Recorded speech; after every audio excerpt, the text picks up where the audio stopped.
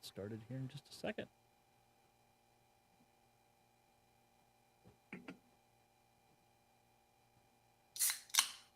No product placement until they pay us.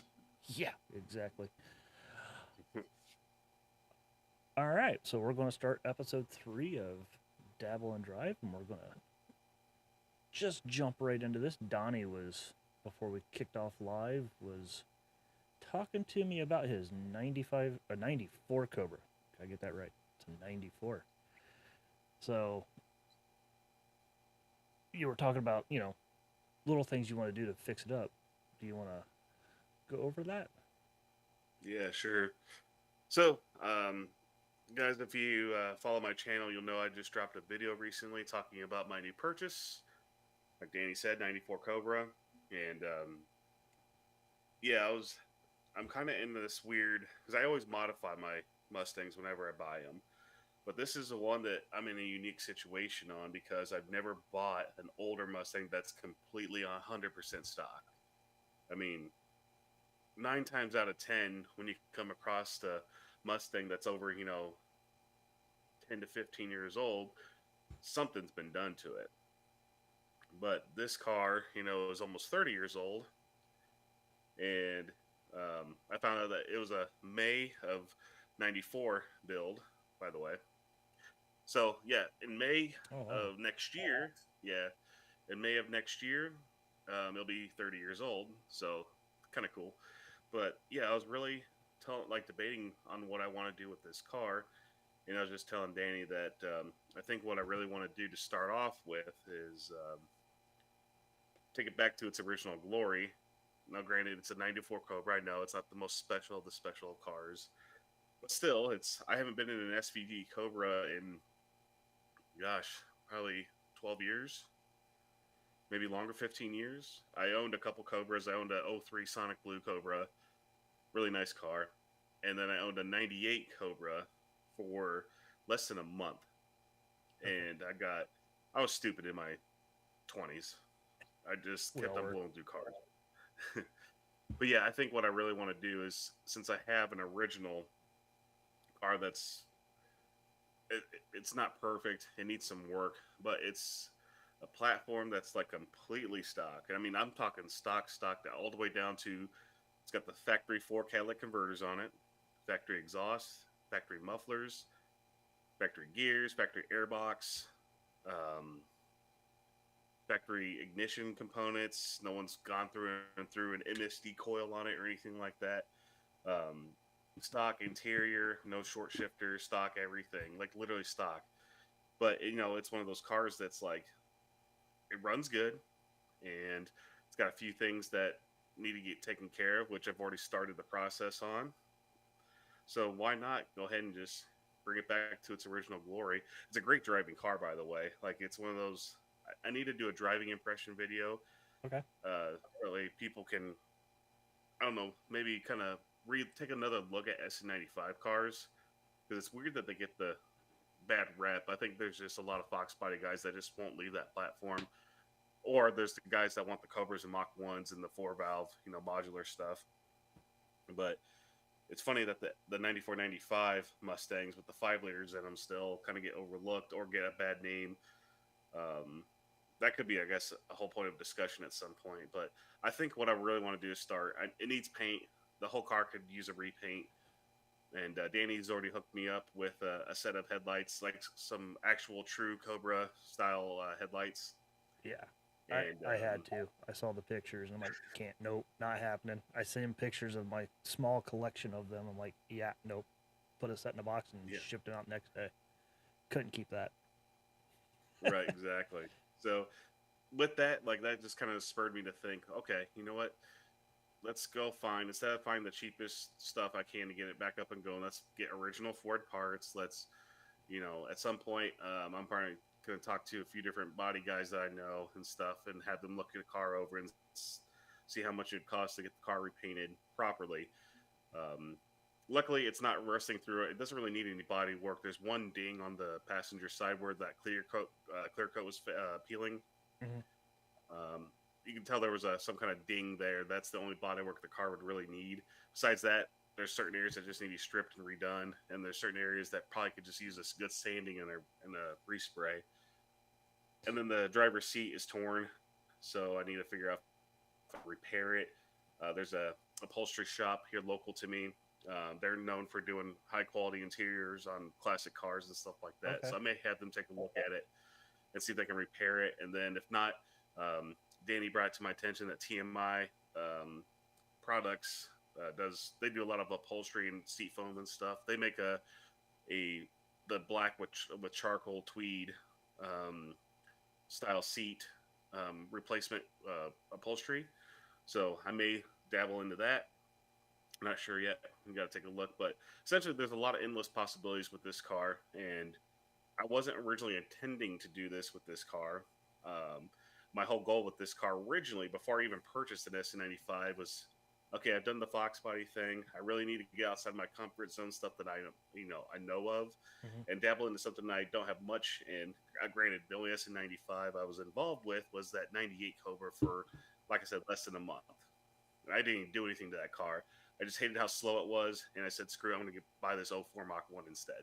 So, um, so yeah, my original intention was get into an S95, load it up with Anderson parts, dyno it, have fun with it, and then get rid of it. But you know, looking at this car and stuff, being in the original state that it's in, for the deal that I got, and I think these things will be worth a little bit more in the near future. Oh, Maybe it's something absolutely. that I tastefully modify maybe in the future, but something that can be reversible. And if someone wants a bone stock '94 Cobra for their collection that's in reasonable shape, that's a driver, maybe this is the car. But so yeah, that's my rant on this new purchase.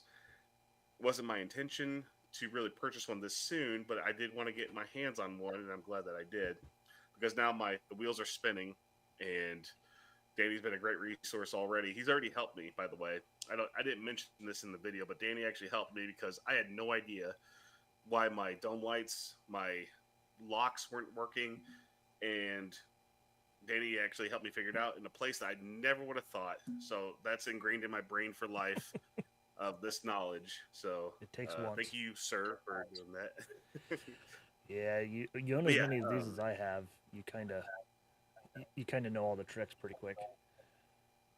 right, right. So yeah, Danny's been a great resource so far. I'm sure I'm going to be continuing to pick his brain, especially when it comes to when it's time to actually tear stuff apart, put it back together, and stuff along those lines, and maybe boosting performance out of these things, out of this thing a little bit more. I mean, I could always advance timing a little bit.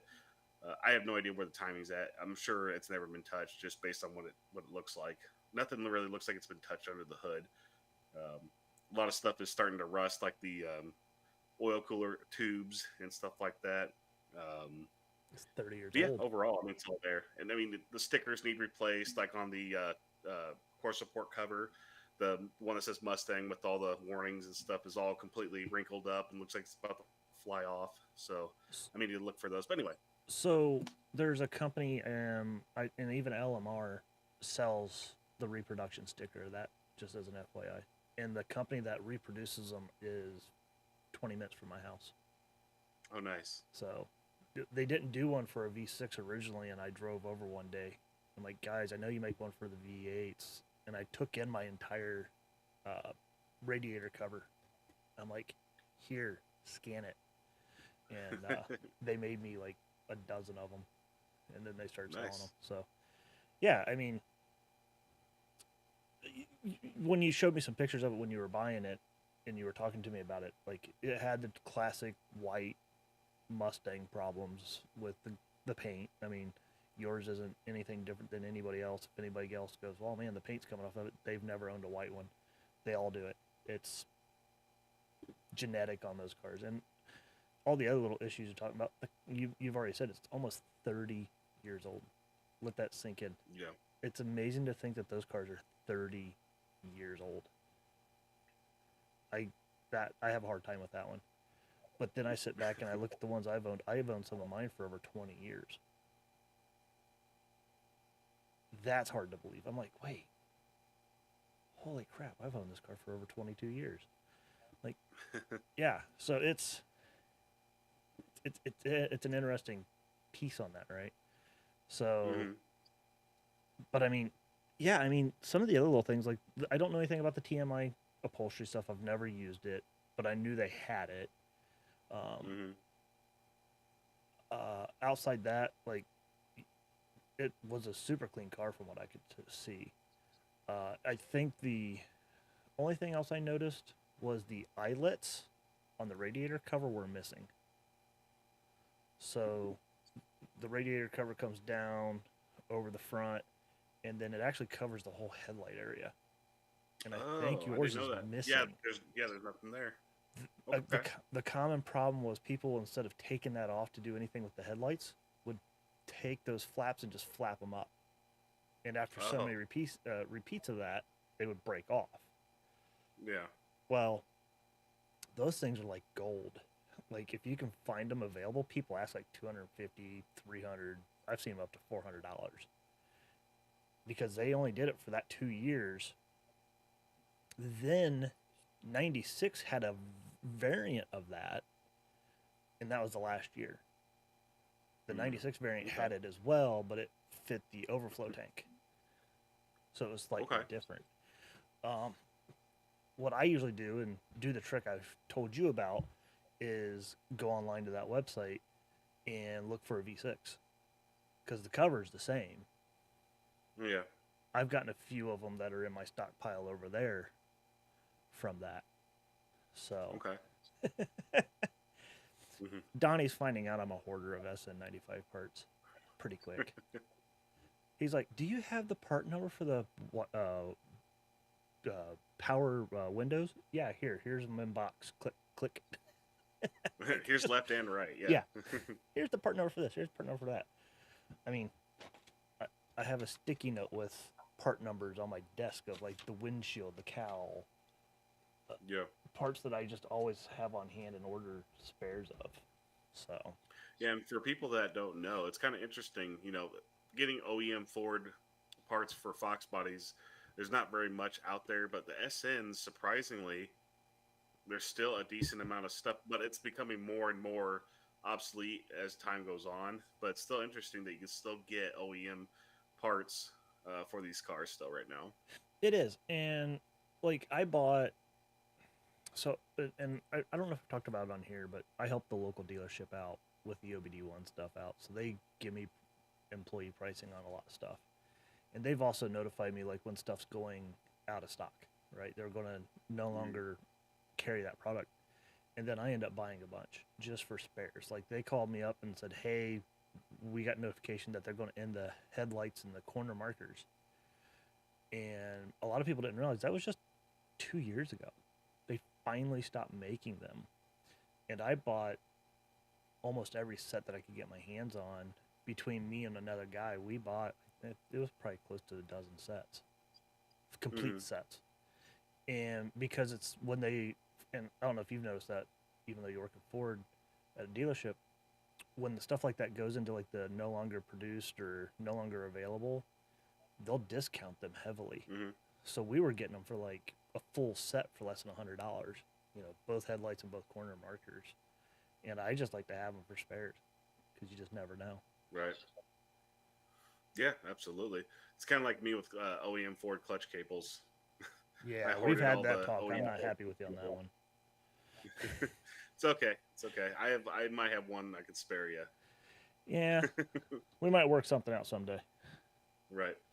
But And yeah, that's no. one thing I wish the aftermarket would support because I think everyone knows, just talking about like aftermarket parts for like OEM replacements, how crappy the quality can be. You would think a clutch cable, like the OEM Ford stuff, always just worked and can work for a ton of miles. But as soon as like one breaks and you go to replace it with an aftermarket one, I've seen it to where, especially on Fox bodies, I've seen it to where you go to like AutoZone or whatever, buy their cheap whatever cable they have on the shelf, maybe lasts a day. Yep. Especially if you got a clutch that's like not stock, it's just insane.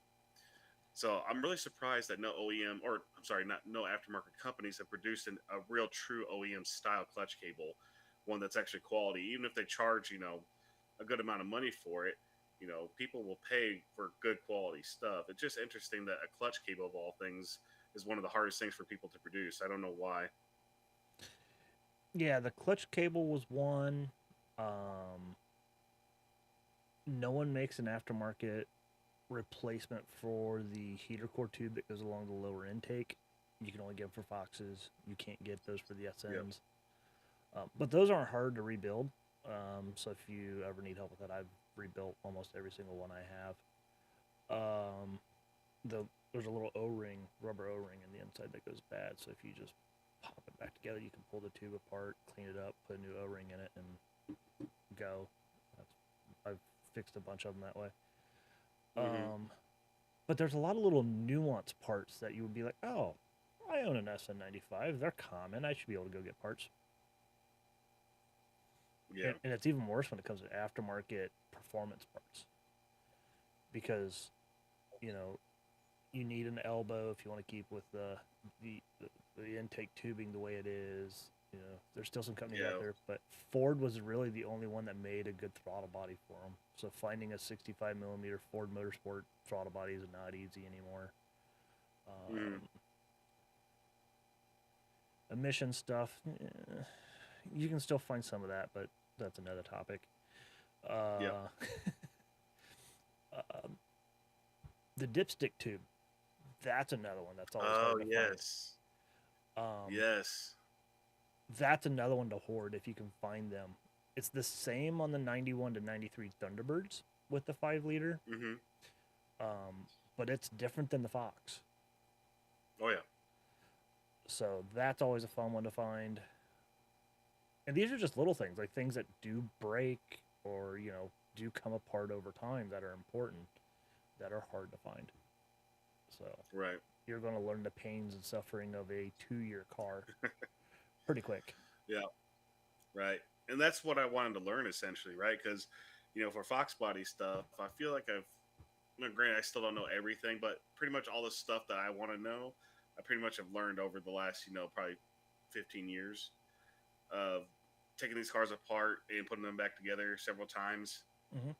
But yeah, with this car, I think I'm ready to learn something a little bit newer, even though it's same ballpark, same realm, just a different, beast altogether. I think I'm willing to jump into that. That's kind of why I'm kind of excited about, Oh, I am you too. know, getting my baseline back to OEM spec, kind of.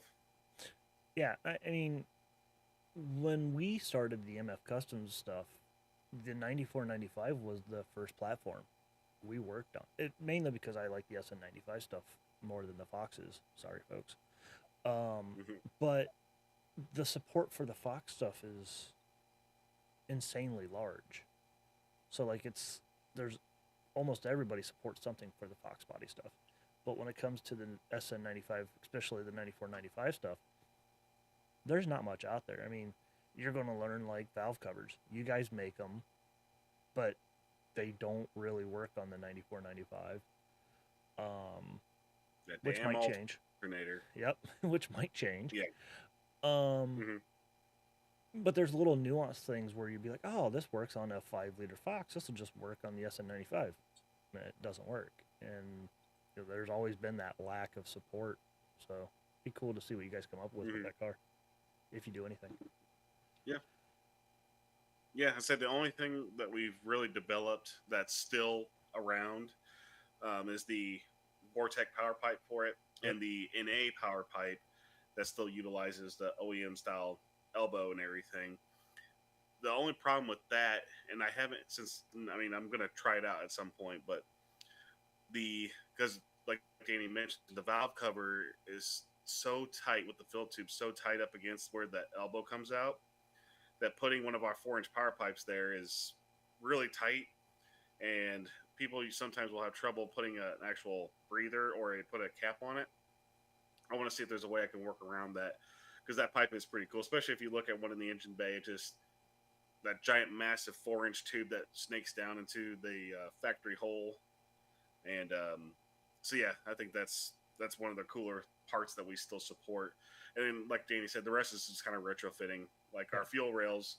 Um, Work. they're developed for Fox bodies, but they still will work if you're running a skinny style injector like a Deca or an Hmm. FIC or something like that. Yep. But yeah, if you run your original body, large body style injector and stuff, you're gonna run into that coolant tube, which, like Danny said, if you f that up, then you can't get a replacement tube. You can fix it, but Yep. um, just if you break something, there's no replacement for it. So it's one of those things. So yeah, we've been retrofitting stuff, and I think it'd be cool if we can start developing stuff again for that platform, and hopefully we can drive some more cars. That's Yeah. kind of like one of my end goals. Besides, like the Holly stuff, you're the only one that's brought out anything that comes close to working properly for a 9495 car. Like Holly hasn't done it. Like people said like, oh yeah, if you're gonna put this on a 9495, buy a Fox distributor and then pray that it works. Sorry, you still got the CCRM to deal with. You still got all this other stuff to deal with. So yeah, I think Yeah. that the possibility of not just retrofitting stuff, but having direct pieces that still support the platform are big, because at some point Fox bodies are going to become like the 64 to the Gen 1 Mustang. Yep. Yes, they're still around, but there's websites dedicated to those cars, but are they moving tons of performance parts for them? Usually what they're moving is the same stuff for the same engine, a 302, 289, 351 Windsor, you know, not for the car itself. They're just not moving all that a ton of parts for them because there's not as many around. And with the 9495, I think with the price of Fox bodies surprisingly not really dipping much, that the 9495 is going to be like for the guy that is middle class and doesn't want to spend 15 grand on a Fox, but might spend 15 grand on the next best thing, which is an SN, because they're more modern. They have a Yep. modern interior. They're still like a Fox body, but they're more modern, and they have four-wheel disc brakes and give you a little bit better of just about everything, which is I think that's the reason why I think it'd be worth it too to go in and continue to develop parts for these cars. Yeah. Yeah. I can't argue any of that. I mean, there's some nuances with them. You're going to find them out. You'll get good at repairing them. But no, like I've stated already. I mean, when I saw the pictures of yours, I knew it was fairly unmolested because one things that usually breaks for cars that are northern cars is the fender splats, the front fender splats Mm. that go on the rocker. The 94 is a specific. There was only a 1 year rocker molding on the fender because it's straight. If you look at any of the 95, 96, 97, 98s, it actually comes up. It's actually kind of like a mud flap look to it. So they're unique. Okay. So when I saw pictures of yours, I didn't even have to know the year. I mean, just the one thing I just noticed right off the bat, I was like, oh, that's a 94, and it still has those. Because I've seen a lot of 94s without them because they've been replaced because of accidents. People Oh, sure. kick the tires or the ice off of their tires, wheel wells, Yeah. and break them off, and then you can't buy them, so you got to replace them with what's available, which is the 95 to 98 version. So it was kind of cool to still see that. It's such a small detail to a lot of people, but to me, like that's awesome to me. Like I love seeing that stuff still there. I don't think yours had the Sweet. distributor cover, did it? The, No, it did not. that was the one thing I was like, I was wishing that was still there because on the 94, 95s, that was plastic. It was a big Right. It plastic wasn't a piece. rubber boot. Yeah. Yeah. But usually Right. the first spark plug change, plug wire change on those cars, that, It doesn't find its way back on. yeah, it's usually gone. Right. I have a question for you. Yeah. Maybe we might, and if you want, we can put this in another episode. But I think it's since we're talking about this 94, the 94, 95 so much right now, in regards to the popularity of these cars and why they haven't necessarily taken off to the biggest extent yet. Do you think, just let's go back, almost 30 years, do you think if Ford would have ran the SN with the 5 liter in it all the way up until 99, do you think these cars would have a better reputation? Yes. instead of switching modular halfway through.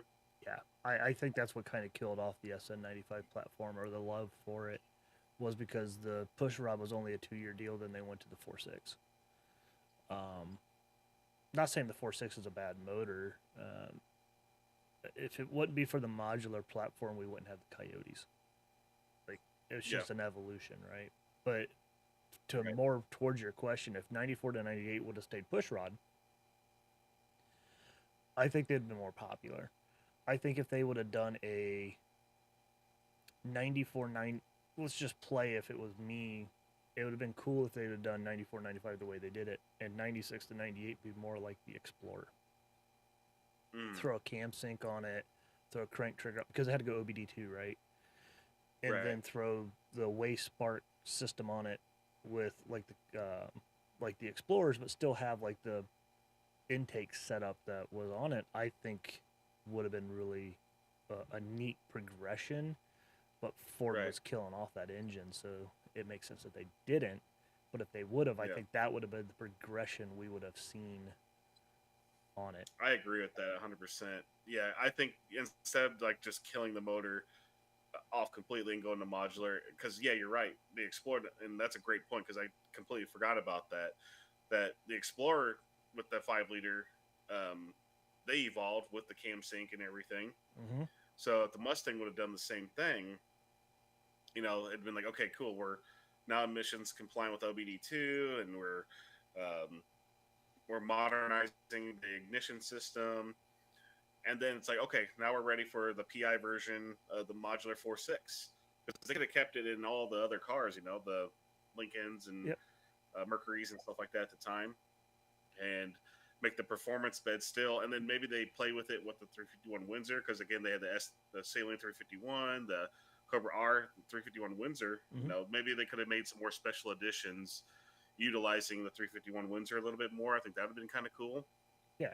But And I do yeah, want to clarify before someone in the comments later goes, they didn't need to do cam and crank sensors to stay emissions compliant. Um, because obviously the pickup trucks, the 96, 97, and I think 98, you could still get them with the push rod 351. Um, they were still distributor, like, and they were OBD2. So just so people are clear, that's not a requirement. It's just what the vision I think it would have been cool to see them do, or progression mm-hmm. would have been cool to do. Because the 96 F-150 was a 1-year deal where the 302 and the 351 Windsor had um, a 4 trigger wheel on the balancer, and it Okay. was used to detect knock. They used that for knock detection with a knock Hmm. sensor as well. So they were actually doing both, which was kind of a neat thing that they were doing. But I Mm-hmm. mean, all those things were requirements, right, for the emissions and all the EPA stuff that they had to get through. But yeah, it would have been Sure. a neat progression if they would have done that. That would have been my hope or dream scenario. I guess we could call it my fantasy Mm-hmm. league of what would have happened with Ford if they did a what if Ford scenario. Right. Celine proved out that they could do the 351. I mean, granted, it died at the end of '99, but they proved that you could continue to do it for a while. Mm-hmm. But yeah, Right. And again, back to the original point of just, would that make the SNs more popular? yeah, Um, or would it have been as popular as the Fox? I think it would have been probably not as popular because the Fox ran from 79 to 93. So, I mean, that's a span that I don't know if Ford will ever do that again. Will they have one platform with just a couple facelifts throughout? Like, I doubt they'll go that long again where there's that much of a I mean, run with one platform. But I mean, you're really not that far off. I mean, look at the 2013 Mustang up until 2024 now. It's just been facelifts. yeah, That's but they've 10 been calling it years. different platforms, right? Yeah, but I mean, but still, Visually, but but we know still, what they are. A Fox body is still the same from essentially 94 to '04 as yeah. well. It's still the Fox chassis, but essentially the Fox body was pretty much interchangeable for the most part. From That's 79 to true. 93. I don't see. I don't see Ford doing that again. Where I mean, I could be wrong, and if they get onto a platform that is more economical, but the problem is, I think they keep changing so many hands at Ford anymore, and any of the major manufacturers, they keep changing visions and people and stuff. Wait, like every 4 years it seems. Yeah. But yeah, I think if it was 94 through 98 pushrod 5 liter with, I mean, there was really no facelifts. Like you said, there was the rocker moldings, but like, well, they did. The Cobras had the frog hood, but In yeah, 96 to that's 98, that was really the only facelift change. yeah, and they changed the tail lights from 96 to 98. horizontal to vertical. So Now yours has got I mean, yeah, yours has got the unique trunk. Are you aware of that? what's that? Yours has a unique trunk. Unique trunk. Are you Yours talking is about the spoiler? unique. Your trunk lid, your trunk lid is unique. There's no third brake light in it. That's right. It's on the spoiler. I'm learning all kinds of stuff, guys. This is great stuff. Yeah, so like that's a unique piece of the 94 95 Cobras as well. That's actually another thing that differentiated them. And your bumper doesn't say Cobra, it says Mustang. Right. It says Mustang. Yeah. That's another thing that changed between 94 and 95 than the 96 to 98 Cobra stuff is the 96 98 Cobra's got the different hood to clear the intake. Yeah, and correct me if I'm wrong. The trunk lid also only had the Ford oval badge, right? It had no SVT insignia on it. Correct. Okay, Correct. so yeah, it's interesting. Yeah. Mm-hmm. Yeah, so I mean, there's a lot of little unique pieces that differentiates, but yes, you're right. There's really no facelift. The facelift would be more of the 99 to 04 would be the facelifted SN95. Technically, that's what it is, right? Because it's a new edge. Yeah. It's just a Right. facelifted SN95. But a lot of people didn't like the roundiness of the 94 to 98. Oh yeah, it's right. Yeah, huge departure from the squared off sharp edges of the Fox body. Which they went But kind of back to on the new edge. They went back to a sharper edge style car, which is why I Right. think everybody skips it. They skip the 90, Yeah. 94, 98 to the 99 to 04. And there's a just much better platform of support sure. from the aftermarket in there too. Right. So Yeah, absolutely. And also during that time, isn't that the time right around the time the Ford was wanting to ditch the Mustang for the Probe? yeah, so 94 would have been the first year for the Probe. The Probe Mustang. Okay. Yeah, so I could see maybe that's also another reason why people originally didn't flock to these cars, because Ford was essentially saying, "Hey, look, here's a new platform, but look at this other car that's small like the Fox body, and it's new, it's economical, and I think they were turbocharged too, weren't they? Didn't they have some turbo probes? I can't remember. I'm not familiar with them. I don't want to say they did, but there's a possibility. I'm just not that familiar with them. They're supposed to be the replacement sports car that was more economical. Yeah. But pretty much all the Mustang lovers told Ford to take a hike on that idea, and then they kept it. And I think that's another reason why it's like, well, if you're going to try and get rid of it, why would we support you? But I don't know, it's kind of weird. And then, of course, the mid change of the engine. I'm sure there was people not happy about that too, because No. modifying a modular 4.6 is way different from people modifying their 302s. Yep. So I'm sure there's a whole litany of things, but I think if I agree on the point that if Ford would have just kept it push rod all the way up to 99, where they changed the bodies out to the new edge, and then at that point they would have had the PI version of the modular 4.6, that it would have been a more gradual, like maybe 94 95 wasn't the one people bought, but then once they realize what it is, it's a better version of a Fox body, then they'll flock to the 97 98 models. And maybe Ford on their last hoorah, the push rod engine, maybe made all the Cobras like a 351 GT40, like the R series or something. I The could have. whole what if scenario. It's fun to Yeah. talk about. Well, I mean, are you familiar with the Super Stallion that they Yeah, built? that's the Okay. one with the blue and white. Wasn't that like John Coletti's That was personal vehicle or one something like one of John Coletti's deals that basically brought to life the 0304 Terminators, right? Because it was a that? Right. quad cam, 32 valve, ethanol, um, root style blower. I think it had it eaten with twin throttle bodies. Right. Um, to prove my hoardingness, I actually called the company years ago that made that hood. They're out of Ohio. Oh yeah. So the original company who made the Cobra R hood is still there. They still make them Mm-hmm. today. So if you ever want a Cobra R hood, um, you definitely order from HO Fiber Trends. Um, Okay. they're the ones that made the Cobra R hood. They still make them today. They also made that hood for John Coletti and Oh. for the Super Stallion. And in 2005, I think 2006, I called him up for fun. Like, hey, I know you guys made this hood. You guys are a few hours from me when I still live in Ohio. Do you guys have the mold? And the guy's like, he hauling around about, and I'm like, I want to buy one.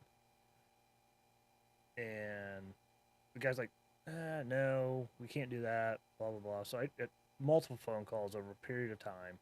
And the guy one day just says, you know what? Buy a Cobra R hood and we'll sell you one. And I said, I'll be there in 3 hours. Okay.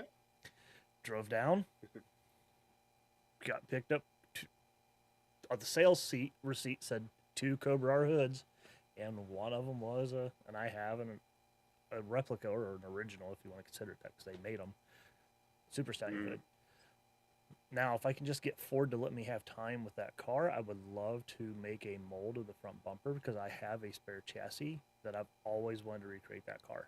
I have the wheels, I have the hood, I have the rear spoiler, I have the rear bumper, I have a lot of the body moldings. I just don't have that front bumper.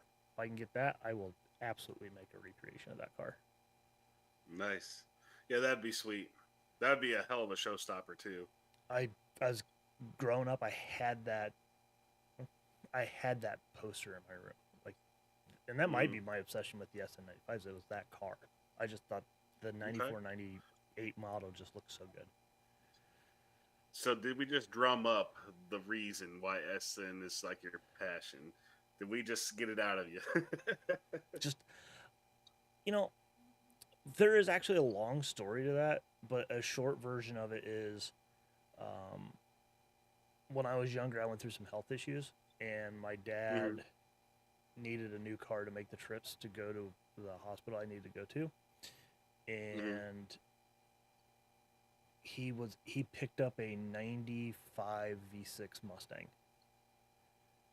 and this dude was a Camaro Chevy loving fan his almost his whole life, when he went away from AMC. So I remember us Hmm. having like Camaros and stuff like that. And he's like, man, I don't want a Ford. I don't want this. Bought it, got great gas mileage, and he just fell in love with it. And I just loved the design. And I Hmm. had that banner.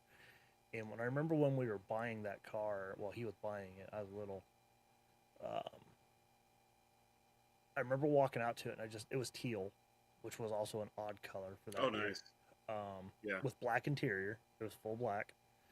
Uh, but what was parked next to it was a '94 S351. They were Celine dealership, Oh, jeez. and we knew the dealer. That's so Dad got an amazing deal on the car. We knew we were friends with the family of the dealership, so the owner of the dealership, while my dad was doing paperwork, and you know how boring that is for kids, right? He's like, "Hey, Oh, yeah. let's. Do you mind if I take Danny out for a spin?" And he's like, "Sure." And I got to ride in it. He took me The three down. S Yeah, one. yep. So, and Wow. from that moment, I was just hooked, and that might explain why I might own a couple of those cars now. But, um, That makes a lot of sense. uh, That makes a lot of sense. and it's stuck with me. Like I love the Camaros. My dad had an '86 Z28 growing up. That was an awesome car, T top. Remember the electric trunk where it always broke within the first year. Let's see. We had an odd arrangement of cars, and he's now back to his AMC's world. Like he now drives a. He's got another AMC Hornet that he drives as a daily. He loves. He's went full circle. He's back into them. So it's. But yeah, that's. But for me, yes, that's why I'm into the SN95s. I'll probably never leave them. He did own a '99 V6 Mustang. Then when I built my first Mustang, because I bought a V6 Mustang, so everybody knows the green one. We did a video of the install in that car. That was my original SN95 I ever bought. That I'll be buried in that car. That was a V6 Mustang as well. But when I did my V8 swap on it, shortly after that, Dad went out and bought an '03 GT, and I think I had my engine and everything put into the V6 car, the V8. I think I only had that in there for maybe 2 weeks, and we're going to Norwalk. Like we're both just going up the highway. We're driving both of the cars, and it was because we went up the year prior when the car was still a V6 and he had the '99. We did a father-son shootout, and Oh, right. Oh, and it was these are the things, the memories you keep, right, when you're getting older and you look back. Like this is the stuff you did, and I've always gone to the racetrack. Like I kind of grew up going to this stuff, so I wasn't like new to it, but I was still like every time I still, even to this year, even today, the first time I go to the track and get behind the wheel and I'm up at the Christmas tree, I'm nervous as hell. Like it's just, I don't know why, but as soon as the first time you break the bulbs and you go, the nerves are fine and you're good for the rest of the day. right. But it was just neat to do it with my dad. And I think he went. We have the time. He's got the time slip still hanging on the fridge after all these years. I think I went like a 16.6, just speeding in the V6, man. And he went like a 16.5. And I remember we drove back to the pits. We were just laughing about how slow it was. It was painfully slow. And this one guy came to us and he's like, dude, that was probably one of the best races tonight just because you didn't know who was going to win. It wasn't fast. Yeah. And it was a tenth of a second different, right? Like you just didn't know. You know, it was kind of cool to do. And then we recreated that when we went up. Sadly, the '03 beat me because I didn't have anything really majorly done to mine. You know, the pushrod 5.0. It was just Yeah, it was pretty much stock. It was pretty much a stock motor. It was a 91 T-Bird 5-liter short block. Long block with a Cobra intake, a 94, 95 Cobra intake, and an E-cam. Okay. Was the first engine combination in that car. So, maybe made 30 more horse than what it originally did. So, 240-ish? And his came from the factory at 260. Right. So, and I think I only had 308 gears in my car, and I think his car had 327s. So he had a little bit better gear ratio because I didn't switch out gears. I didn't do anything like that because the goal was to swap the engine before any of the guys that I hung out with, because they were all GM or Pontiac guys. So they were all LS based or stuff like that. So I wanted to do the swap without them knowing because they were making fun of me for buying a V6 Mustang. But the whole goal was to do this swap, and I did it really quick. Got busted. My best friend showed up, and I had the hood out in the yard, and I just got the engine in, got all wired up, ready to turn it on, and he shows up, and I walk out of the garage just cussing. Like, what are you doing here? What? You're ruining it. And he's like, what? He's like, if you would have, and he keeps telling me all these times later, all these years later, he's like, if you just came outside, talked to me, I would have probably taken off and never have known. But because you were so pissed. But yeah, I mean, that car's been through so many iterations over the years that I love that car. But Sure. I just love the SNs. Like that's my family. That's my family a car. Um, I've owned a New Edge along with my dad. Like he's owned a few. Um, they're nice. It's just not for me. Now I love the center console of them. I have Mm-hmm. a couple over there. Actually, I sent you pictures one night because you were curious on the differences. Um, side by side differences. Uh, Right.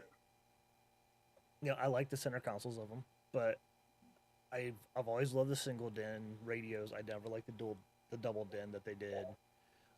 Yeah. I've always loved the clock on the dash. 98, they got rid of that. That kind of made me sad. Um, Mm-hmm. so there's little nuances that I like out of the 94 to 98 versions than I did out of the 99 to 04. Yeah. Makes sense. Sadly, I think the 99 to 04 is probably the better platform because it's wider. Mm-hmm. Not by much. I think like inch and a half. But that inch and a half does equal a lot when it comes down to things. Right. Absolutely. So Yeah, and you're right because like I completely skipped over them when I got out of Fox Body. I immediately went to New Edge. I bought an '03 Mach 1, and that car was so much fun. I remember that Mach 1, I put a set of 410 gears in it, um, off-road X pipe, and a set of like stainless steel systems, catback exhaust. Sounded mm-hmm. cool. Just a Cayenne cold air, a Diablo Sport Predator tune on it. Yep. And I just loved ripping that thing around. And then I went to an '03 Cobra. And then when I did get that 98 Cobra, because I liked the way that it looked, like the 98 Cobras just stuck out to me. I think it's because of the hood. Yeah. And it just looked good with that rounded car. But as soon as I got in, I'm like, man, these, not only is it less powerful, but it just, something just felt off to me being just coming from a New Edge to that car. So I got rid of it. And like, I only owned it literally 3 weeks. I purchased it after selling my '03 Cobra. This was back in '08, by the way. Okay. So the company I worked for at the time was going through some changes, and I was on the chopping block for getting let go. So I said, okay, well, this $30,000 '03 Cobra probably isn't in my best interest to keep financially. So I offloaded that, made some cash, and used that cash to buy the 98. And then after I learned I was keeping my job, I immediately jumped back into a Mach 1. Then I got in some more trouble with the cars and stuff. But yeah, you're right. It's weird, like the platform thing. I don't know if it was just subconsciously something just felt better about the New Edge. But yeah, I'm hoping to rediscover everything Yeah. with this car again. Well, and I think I just have a problem with I like the ugly ducklings Hmm. because I love the SVOs. People hate on those so much. And I specifically like the 84 and 85 where it's got the sunk in headlights. The sunk in, yeah, I instead of the think those flush. are just the best looking Fox bodies they ever made. And the Fox body group is going to be like, no. I'm sorry, but yes. It was ahead of its time.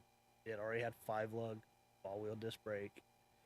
That's right. It outperformed and ran just as good as a GT. Uh, and it handled way better. Yep. It was just ahead of its time. Yes, the headlight was a little odd, but everybody loved the four-eye fox. Well, sorry. People didn't like the four-eyed fox, but now if you try to buy a four-eyed fox today, people are converting their 87, 86 through whatever 93s to look like a four eye. That's starting to become a common thing. Mm-hmm. I remember when people hated them, and Yep. now it's the rage. That's all that is. It's just instead of a four eye, it's a two eye. Mm-hmm. So yeah, love the SVOs too. That's the only Fox I'll own, which I do. Right. I never thought the Essence looked bad. Um, I just think that they're too much of a departure from the Fox body. I think is why I kind of never really wanted to dabble into it. And then It's a big change. seeing a 98 in person with the hood that it had.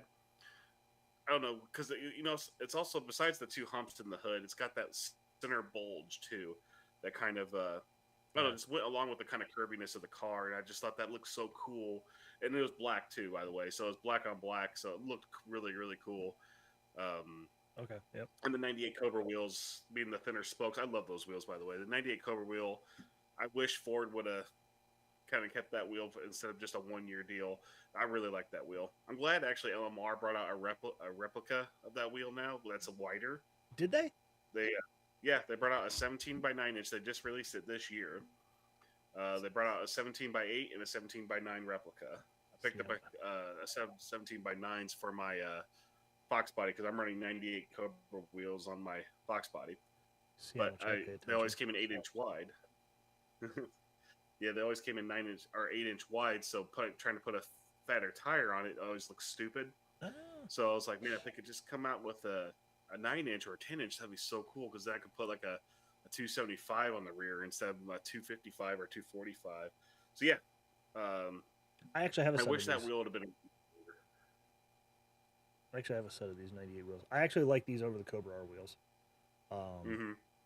I know I get hate for that too. I'm okay with admitting it. AFS wheels back in the day made a 17 by 10 in the 98 wheel Did they? for a short period of time. I own one set. Because I'm Uh, like you, I'm obsessed with this wheel. Like this was my yeah. favorite.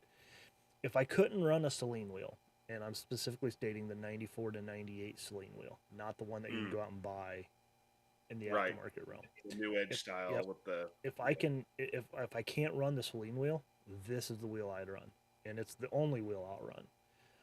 Yeah. If I can't run either one of those, I will support and sport the 94 95 triple spoke V6 wheel every day of the week. Fight me on it. The Dorito wheel. Yep, I will. I run that wheel too. I have one set that I had modified by Weldcraft to 15 by 10. Oh, nice. So um, that's awesome that someone finally reproduced those. Like, Yeah. because I remember at one point, oh God, this ages me. You used to be able to get those from Ford out of the Ford Motorsport catalog for $100 a piece. Exactly. Yep. I And remember that too. well, it'd be hard to go grab one, but I have a set over there, brand new in box. You would. Yeah. I would, as Donnie's learning. Yeah. I have the Yeah. horde. I have the horde of the SN stuff. I do have to say though, the stock 94 Cobra wheels that are on this white car, they're kind of growing on me because they have like a pseudo polished look to them. Mm-hmm. And that changed That's too. kind of, I'm guessing it's just like a machined look, but they're like a weird pancake 5 spoke Mm-hmm. that kind of concaves a little bit. So it looks, I don't know, it fits the car. I think if I were to lower the car though, I think that's where it would look kind of goofy. It kind of looks good in its current setting, I think. Then So yeah, the interesting. That's 96 97 Cobra wheel was different. They looked yes, similar, but they blacked out that roundedness. They put some black on them yeah, to make them look a little different. Then the 98 was the best wheel that they made for it. Then the mm-hmm. Cobra R wheel, which was on the Cobra R only. Yep, But yeah, so all great wheels. The thing the SNs suffered from was the 17 inch. I think you can make a 17 look good, but when you get to the point where you lower them, an 18 just looks fabulous. And that's why I like yeah, the 18-inch Celine wheels, and that's what I run on the green car. mm-hmm. And what's hilarious on that is I ran the V6 wheels on that car up until 2021. So after owning that car for 20 plus years, um, I ran V6 wheels on it the entire time. Loved them. I would Yep, switch out the rears every now and then from the 15 by 6 to the 15 by 10 or 15 by 7 by 10. Um, and I've always had Celine wheels stocked up.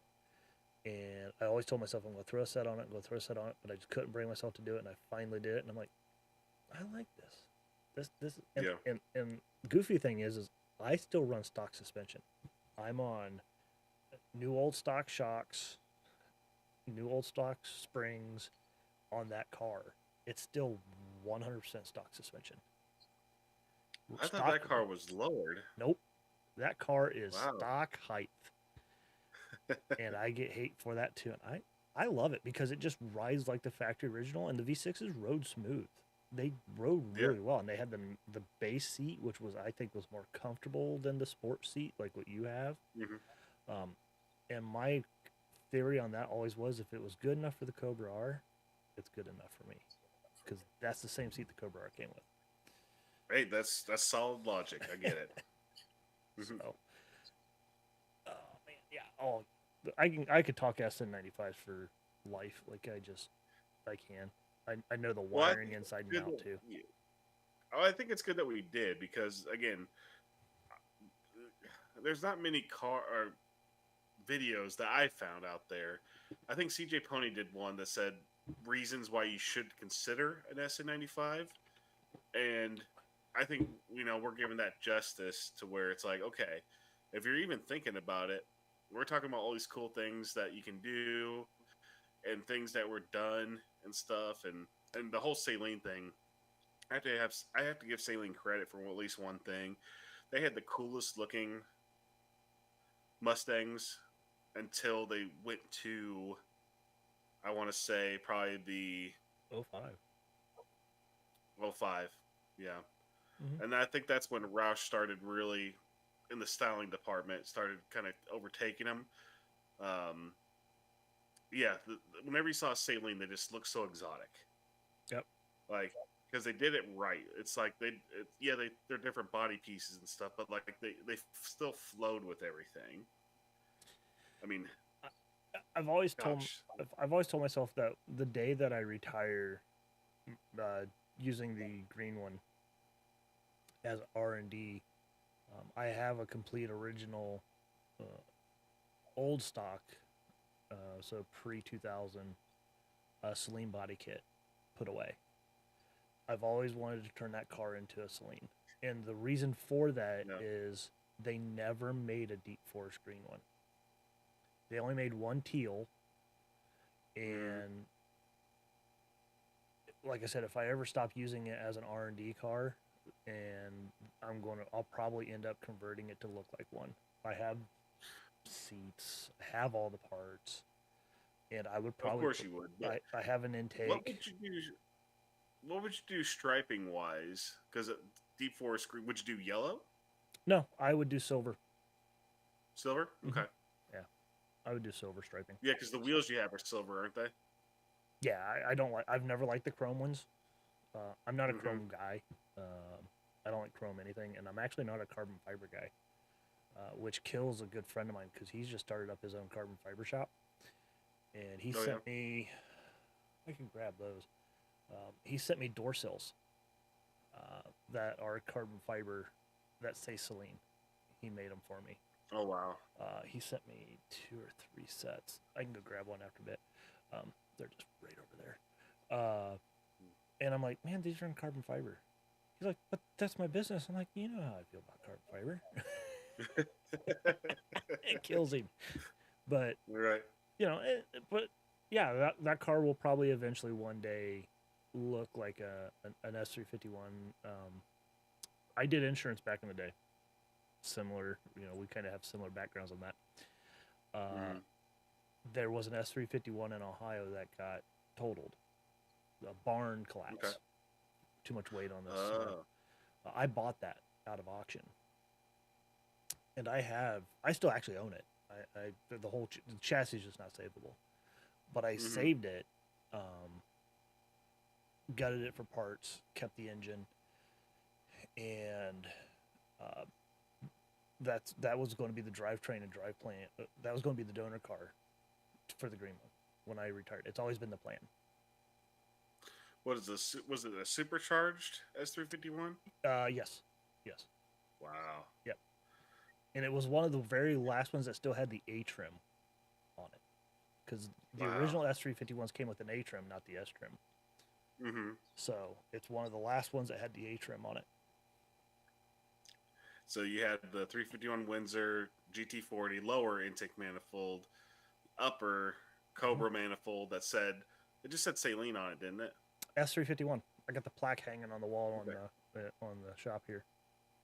Yeah, that's a cool piece. That's a really cool piece, man. Yeah, but no, I really wanted to. I'm glad this episode kind of turned. We didn't, by the way, we didn't have a conversation beforehand of what we wanted to talk about tonight.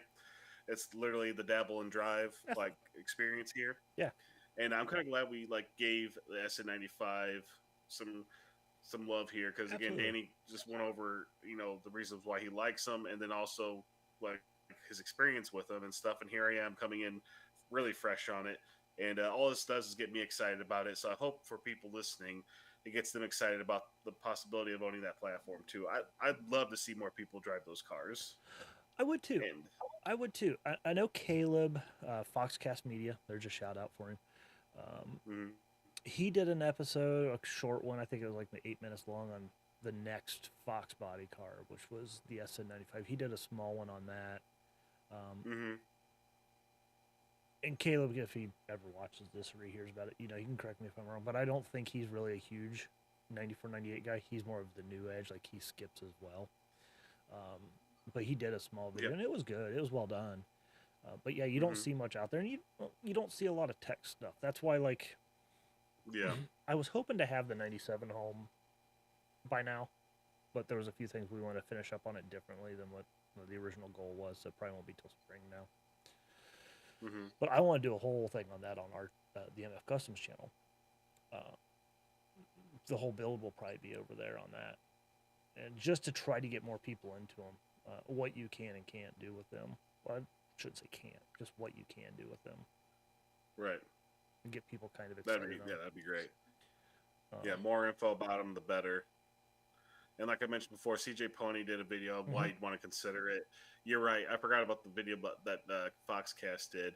mhm. And there's some other guys that own those cars and like have channels dedicated to like modifying them and stuff. But you're right. There's not a lot of like technical videos out there of. There's some how tos of like dashboard removals and Yep. stuff, but they cover a range of like 94 to 04 because a lot of it's similar. But you're right. The technical stuff, like what you helped me on, I don't think there's a video out there of covering that. Yeah, it's one of If the there things. is, I didn't see it. Yeah, it's one of the things I want to get into. Um, I actually have a list of videos I want to do. It's just sitting down and doing them, right? And you know how it is. Like, Yeah. I started to move these into just live sessions, right? Like, I'm just going to just run these live and just let them right upload to YouTube and fill out the description later because Mm-hmm. editing is a lot of work. And people don't realize that. You might do an 8-minute video, you might spend 20 minutes to an hour editing it and then being like, man, this still hurts. Like, trying to edit these, which can turn into 2 hours long, it's just almost a nightmare to try to edit. Um, Sure. Devin, shout out, I'm wearing one of his shirts tonight. Over at HCR, his thing is it's one and done. He doesn't care. He doesn't edit it. He just uploads it as is, raw, and calls it a day. He never goes back and Mm. watches them. So maybe that's kind of the mentality I need to get into. But I mean, I even have a carcass of a CCRM on my desk. Like, I don't know how much more of a nerd I could be when it comes to the SN95. So it's that No, it's all good, dude. bad. But I mean, there's little nuances too. Like, if you have an automatic, the ECU didn't support the overdrive switch, so they had a module for that, which we've kind of discussed in past, but a lot of people don't realize that. Mm-hmm. There's a lot of little things. But when the things that get more interesting is the stuff you can use from newer SNs and new edges into the 94, 95s as upgrades on the cheap. Mm. So your transmission is different than the GTs. It's got a different first gear. Mm-hmm. But if you want to upgrade it on the cheap, you can get a 99 to 04 V6 T5. It is technically a T5Z that was in the Ford Motorsport catalog. So it supports 330 foot-pounds of torque out of the box. Mm-hmm. And all you do there is pull the tail shaft off because it's a magnetic ring gear on there for the Speedo. Mm. You put in a little groove and put on a drive gear, put on a 94 to 98 V6 or your tail shaft housing onto it to have your speedometer, and you're done. You've upgraded your, because yours only supports like they're pretty bad. They're like 260 foot-pounds of torque. Like they don't support a ton. Um, Right. that's a cheap upgrade, and you can usually find those V6 transmissions for $100. So like Good to that's know. I didn't that's a know that. yep. So that's like a I free did cheap know upgrade. I did know that they put T5s in the V6s in the new edges, but I didn't know that they were the Z specs. Yep. 99 to Again, oh 04, all of them more were V knowledge. specs. Another upgrade that is common on the SNs, and we could dive into that a ton, is Taurus rear calipers. So your calipers are vented. Your rear rotors, sorry, are vented, where the GT and V6s are not, and your rotor is slightly bigger. Um, Hmm. but as a free upgrade for a little bit better clamping force, the Taurus had a 43 millimeter piston caliper, Okay. and it's direct bolt on. And you can go to Rock Auto and get them You're for talking like, about the rears, right? yep, you can get them Okay. for like 30, $40 a side on Rock Auto. Nice. Cheap upgrade. There's all kinds of parts that you can get that are cheap upgrades from all the different Ford platforms on those.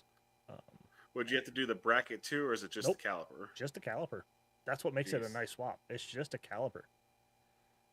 man, that's cool. Because you probably not aware of this. Your brake bracket on your rear end housing is different Hmm. than the GTV6. It's different because your mounting bracket for your caliper has to sit up higher to clear the 11 point some inch Oh, rotor.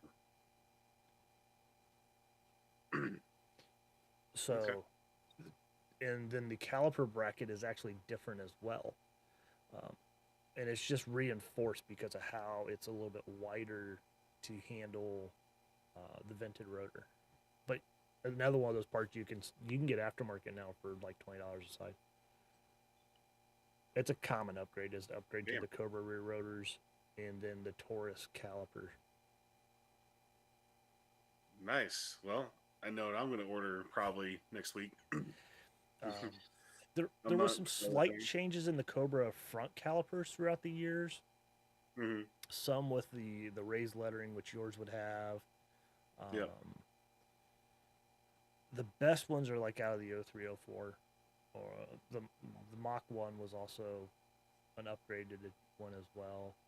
But the 0304 Cobra is the best out of all of them, but the 99 to 01 is also a pretty good upgrade over yours. It's just the pistons are a little bit bigger. Oh, okay. Not a big change, not a whole lot. Um, Hmm. it's not really what I would call an upgrade in your car, just because you already Hmm. have the Cobra calipers. If you were Hmm. on a GT car, then I would say get at least a 99 to 01 version of it. But your upgrade then would be to move to a four piston because the GTV6 was a single piston. You have a two piston. Your upgrade would be the four piston. And Okay. a lot of people do the CTSV upgrade or the ATS or CTS caliper upgrades. I'm not a fan of it. I know S&S Engineering, he follows us, or they follow us. They make a great product to convert to them. Um, Hmm. I'm nostalgic. I like to run original Ford parts on a Ford car. So I like the Cobra R upgrade bracket, the 2000 Cobra R brakes. They're a four piston. Hmm. They work really well. Um, Yeah. if you want to stay Ford, if you're not, then yeah, the GM version is a good upgrade. Um, Hmm. there's some companies out there now that make GT500 upgrades. You can go to their setup. Right. I don't think that really be necessary.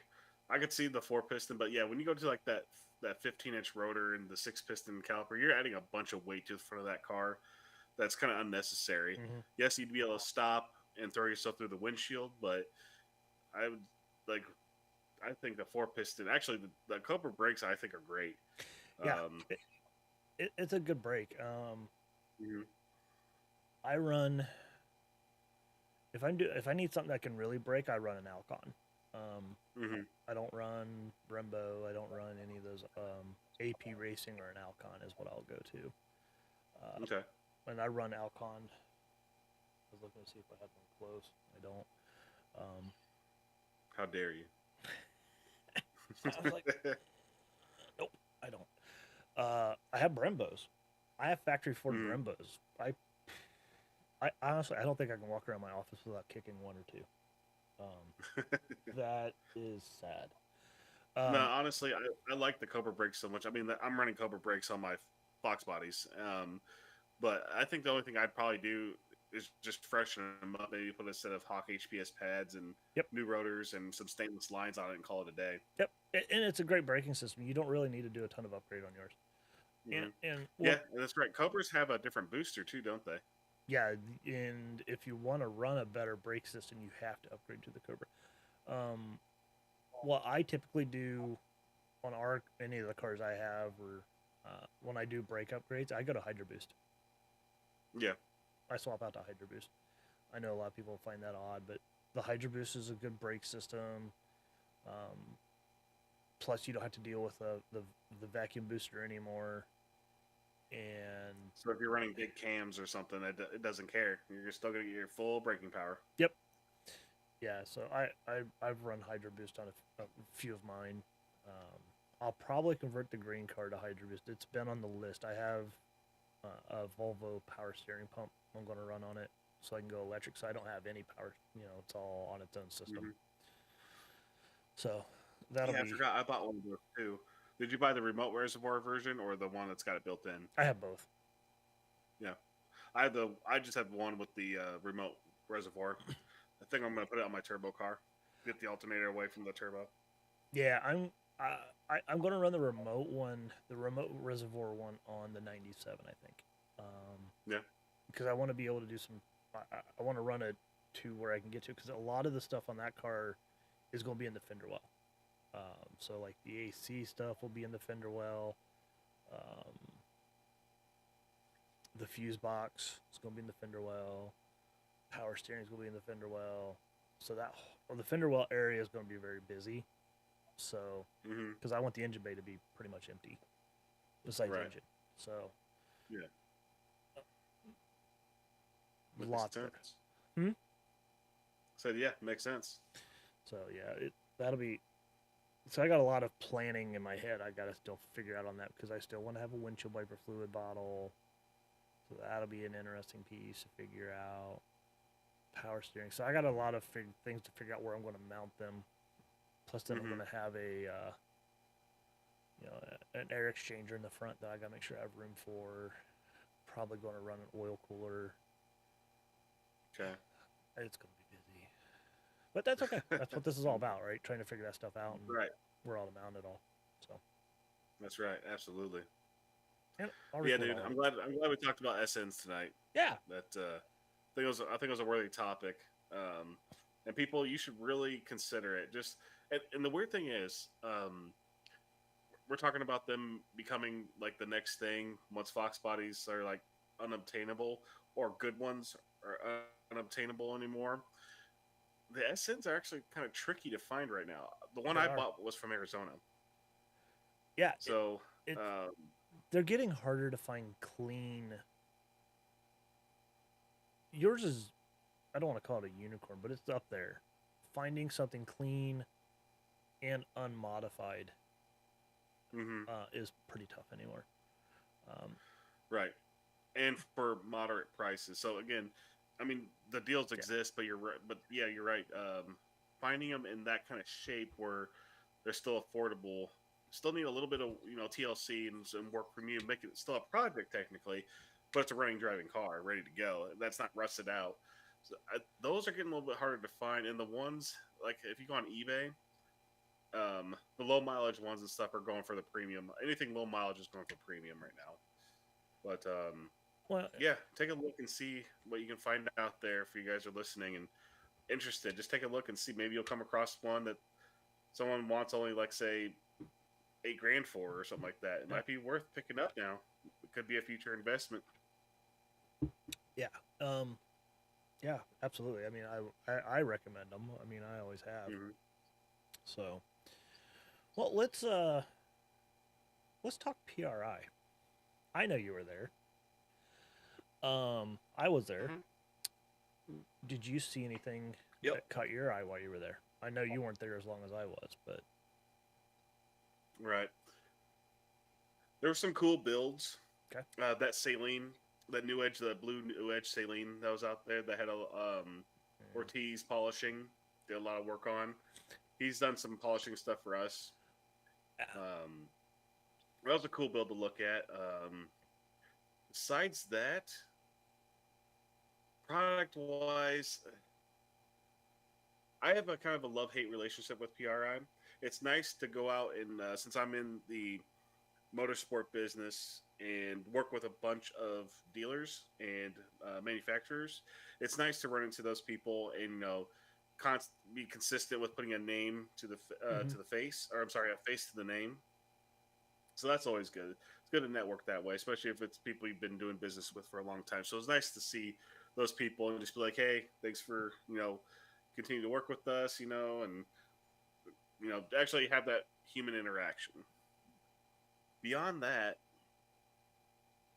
there wasn't really anything that I was like completely floored by. Okay. And I think it's because I've become a little jaded. This is kind of like a selfish thing to say for my part because, who am I? But I think if I go every year, I get a little jaded because usually you're seeing the same stuff. That's not a bad thing, but it's like if you're looking for the newest and the greatest, latest and greatest and stuff, you might have already seen it because a lot of it's getting released before PRI because we got the internet and social media. So it's like, oh, there's a new supercharger coming out. Well, yeah, cool. I saw it on Facebook already. Why would I need to go to this event to see it? Yeah. Um, that's just an example. I'm not saying anything specific here. So I don't know. It was nice. I think the best part of PRI was interacting with people. Like I got to chat with you for a few minutes and stuff, and I meant to run into Dan over at Neo Mustangs, and Mm-hmm. we just couldn't connect. It's a busy event. There's a lot of stuff. It's a huge event too, so you could literally be there multiple days. And if you get stop talking to somebody, you could be there the full 3 days and not necessarily talk to everybody, see everything. Yep. But me, I was trying to make my rounds, see if there's anything that did catch my eye, and I don't know. There wasn't anything that just like, oh my god, I gotta go check this out right now. And I think it's because I've gone to PRI several years in a row, and the only year I didn't go was because of COVID year. Yep. And besides that, I've always gone, and I do like going as like a way to get out because I don't get to go to events because I'm one guy running the show, and it's hard being pulled in a bunch of different directions, and sometimes you want to be able to have a break Mm-hmm. and constantly going to events and then running the store and running shipping, helping out in the shop, blah blah blah. Gets a little overwhelming sometimes. So I think this year I was just more about, yeah, I want to go talk to some people and then I can go and hopefully enjoy the rest of my weekend. So that's kind of my experience of PRI. Again, I don't have anything against PRI. I just think if I were to go every other year, I'd probably appreciate it more. Yeah, I mean, you're right on the one thing. There's like really no announcements at PRI. A lot of that stuff happens at SEMA. Um, Mm-hmm. I think like I wish some of this stuff would happen at PRI. I think it would make it more exciting. Um, I talk to a lot of the different electronics manufacturers for like sensors um, to get in with them because we've always looked at partnering with we kind of partner with Low Dollar. I like what they do. I've talked to Brandon quite a bit about it, and that's why we support their stuff day one. Um, and that's why we went with the GT 150 connector on our product. So this way, you can go to Low Dollar. Technically, you can go to anybody that uses that connector, but we just recommend Low Dollar because we use their stuff. But I've always looked Mm-hmm. at possibly having our own, having someone produce our own version of sensors to maybe be a little bit more precise. Not saying Low Dollar is precise, not precise or anything like that, um, but something along that lines, right? Like I enjoy talking to those folks. Um, love Machine Alley or Machine Row. I'm always over there looking at the Centroid machines and stuff that I'll never own. Um, just checkbook's never going to be that big. Um, Mhm. but that stuff's always really neat to go look at. Um, it's just not stuff you get to go see every day, right? Like, so I kind of get a lot of the fun out of that. I did enjoy the Bill Mitchell performance booth again. I went over there, looked at their small block Ford offerings, the aluminum small block Fords. I love the fact now they have a 6-bolt head set up. Now you can run like the LS style 6 bolts per cylinder Yeah. setup. Really wish I'd have held out and got one of those. Guess I'm gonna have to sell my setup and get another one. Because I'd love to have that. Because they now have like a 310cc cylinder head to support that. Man. Yeah. Not going to happen anytime soon, but it's something I would love to support. So I got some fun there. The Vortec booth was hard to find this year. I don't know if you noticed that. Well, yeah, it's because and this is happening to a lot of companies. I think we touched on it once before. Oh yeah. There's a lot of companies buying other companies, and they're becoming, bigger, kind of like, I don't know, not hedge fund like companies, but they're more like conglomerates are buying out companies to kind of consolidate them. So they were part of the AFR and SCAT and what's the other one? There was a lot. Something. There was a lot in that booth. Yeah, they're all consolidated now. Instead of having Vortec have their own dedicated booth and stuff like that. And I did stop over there again. I was just mostly putting again faces to names, so I got to talk to my AFR rep and stuff because we've developed a pretty decent relationship of just getting started with them. So I like AFR stuff, and I had a bad experience with them at PRI the first year I went. Funny story. First year I went to PRI, the only company we worked with to get cylinder heads was TrickFlow. Okay. And I'm like, I think we could branch out a little bit. Let's see if AFR will talk to us. So I go over to the AFR booth. This was, of course, Saturday. It's third day. Again, you can probably get a little jaded and like, I don't really feel like talking to anybody. Like I've been here talking to everybody. I don't really care. I want to go home. I get it. So I go over to talk to the AFR guys. Guy had his arms folded like this. He glanced over at me. He's probably like, "Oh, god damn it! Here comes a guy wanting to talk to me," and I'm over here being a dork, like, "Hey guys, what's going on? What's still some cylinder head?" And so the guy's like, "Okay," and I'm like, "So yeah, what does it take to be a dealer? What do I need to do? I'm interested in selling your product. We've been around the game. I had my jacket on that had the Anderson logo on it, my North Face, and guy's like, "Oh yeah, there's buying of probably like 10 to 15 grand or whatever." And I'm like, "Okay, cool. What's the margin?" He goes, "It's somewhere between 15 to 20%." I'm like, "Man, I'm glad you're being so vague. This is cool." So I'm like, "All right, how do I get involved and what do I need to do?" He goes, "Here." He handed me his card. He goes, "Yeah, give me a call and we'll get it set up." Call him. Doesn't answer. Okay, no problem. Send him an email. Never responds. Crickets. So I'm like, "Okay, cool. He's not giving me the time of day. I guess I'm never going to work with AFR." But then when AFR got brought in with Vortec and stuff, my guy at Vortec was like, "Hey, are you interested in selling AFR heads?" I'm like, "Yeah, I was interested in selling their heads, but they never gave me the time of day, probably because we're so small, and they just didn't care." He goes, "Well, we could probably change that." And then I think it was like a week later, I was set up to sell AFR heads, and the guy there was great to work with. His name's Mark, great rep, and he was all about like finding out the best way I could make the most money and get the right setup. And it's like, "Yeah, we'll get you set up with the 1.9 valves, and that way you can work on stock bottom end with your top end kit." So it was just a good overall experience, from a bad experience to a great experience, and that was through PRI. Yeah. So I think PRI. By the way, I wanted to make this point talking about PRI. I think for the average Joe that's not involved in the industry, like in regards to like sales and stuff, I think it's a great event to go to. Yeah. Because you could see so many sides of things. Like again, you mentioned the machine, they have like companies there that just show off their machinery. Yep. Stuff that manufactures stuff. That's so cool. You got DynoJet and Mainline, and you got all the dyno places, showing off their stuff. Really cool stuff. And so the stuff behind the scenes that the average person doesn't get to see, I think that's where they could enjoy it. Yep. And it's there's like a membership fee of like $40, Yeah. but I think for what you're getting, the gain access into the kind of like inside the industry a little bit, Hmm. I think it's worth for the average person to go. I Yeah. think they should. Yeah. Oh yeah. Um, I like going to see what's there. I kind of get it too because like between last year and this year, right? Not a lot changed.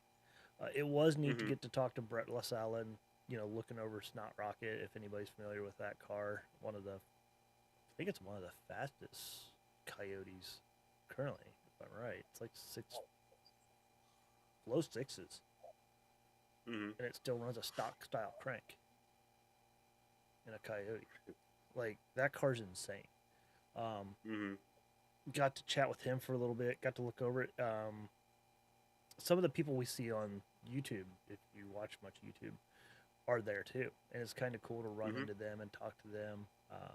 I chatted with Rob Dom for probably a good half hour, talking about the four rotor and how I was into rotaries before I got into Mustangs. Um, I went the wrong way, I think, after watching a lot of his stuff. But um, it, it was interesting to be able just to talk to those folks too. You'd be shocked on who you run Hmm. into. Um, but there's a lot of good there too. Like I said, I was kind of shocked by the Vortec booth because that was one of the big changes. Like Vortec used to have a big booth, Yeah. a really big one. They always had one or two cars in it, Hmm. and all that. And this year was just like this little area shared between. Like a table, Yeah. like a yeah. Um, so that was kind of an It odd. did have their new billet blower on it, which was kind of cool, but that's about it. Yeah. So I saw a lot of the little things like that that was kind of concerning to me for the industry just because a lot of them are being bought out. Yeah. Even Haltech was in a very, it was barely a stand Yeah. showing their stuff because they're one of those companies that got bought and they're now part of best best products or something like that. I think is what it's called now. They own them. Yeah. I Yeah, think you're right. yeah, a situation like Yeah, that. you're right. It's literally you walk 3 steps and you're past it. You would Yeah. miss it if you weren't looking for it. Well, I missed it the first 2 days because I was looking for it because Yeah. I wanted to talk to one of the guys about a few things, and because I knew he was there, and I'm like, man, I know this booth's got to be here, and I just couldn't find it, and I finally had to look it up, and someone's like, oh yeah, it's just like this one little stand over it, and I finally Hmm. found it, and I was like, this is sad. Like it's sad to see Yeah. that happen to those type of companies, right?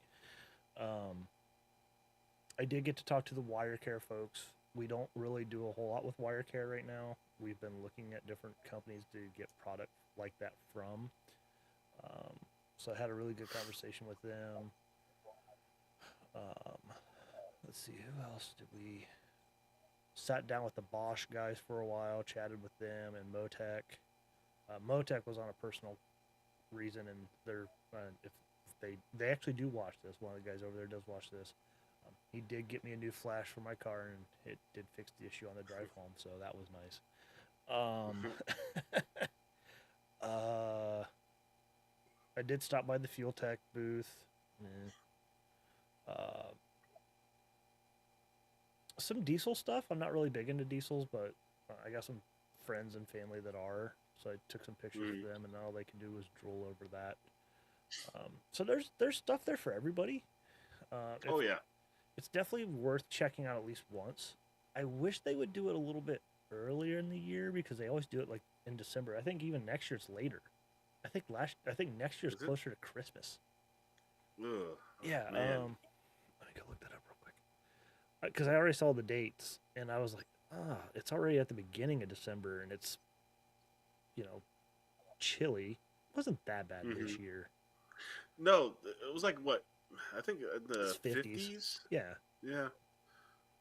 Odd Uh, for December, but still, it's yeah. I think if it was like early November, like just coming in out, like going into like the tail end of fall, I think would be a little bit better. yeah. But anyway, It's the 12th through the 14th. oh man, that is like smack dab in the middle of the month. Yeah. So it's like, Huh. you know, 11 days later, it's Christmas. I mean, that might Yeah. be okay if you're buying product from there. Yeah. But outside of that, I mean, that's, yeah. I wish it was a little sooner. I wish it was like an October, November, maybe even September timeframe would be a little nicer. Um, Right. but I think they also do it that time because this way all the racing stuff's done. Is Yeah. that break? So I kind of get the reasoning for it, but it wasn't. I had a great time. I was Hmm. for anybody that doesn't know, I was in the big stuff booth. Um, Yep. they had our product on display. I kind of helped them with the booth for the 3 days.